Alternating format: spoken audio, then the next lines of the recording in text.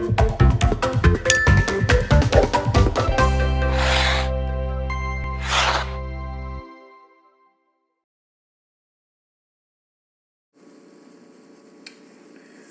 look now at the non-solicitation and non-competition clauses.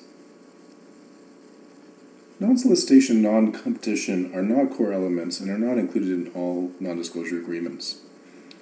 When companies are starting to explore the opportunity of working together, often a non-competition would be something that they would not want to include.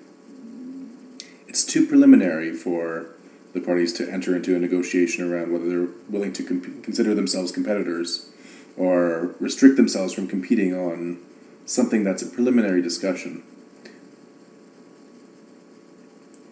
But to discuss those points further, when would you include a non-comp or non-solicitation clause? These types of provisions are useful if the parties are sharing information that could be damaging to their business if it were used by the other party. For example, if they share client lists or sales leads, the recipient would and probably should be restricted from using these for their own advantage. And this would stop the recipient from engaging in any kind of relationship with a competitor of the business for a certain period of time and certain geographical restriction.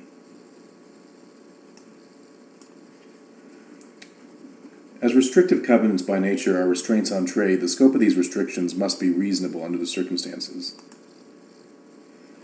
We've included some deep language on non-competition, including drafting points and guidelines, as well as variant language. I also wanted to discuss the non-circumvent very quickly. Often in a NDA, a non-circumvent may be included, which restricts the recipient to act on information given under a non-disclosure agreement outside of the scope of the agreement. For example, the company receiving sales leads is obligated not to circumvent the agreement to exploit those leads. That is, the recipient cannot use those leads for his or her own purpose without first providing this information that was gathered to the company. Usually, non-comp and non-solicitation and even non-circumvent provisions will survive the termination of the agreement. So for a certain period of time, the recipient of the NDA is still bound by these restrictions that are defined within these clauses.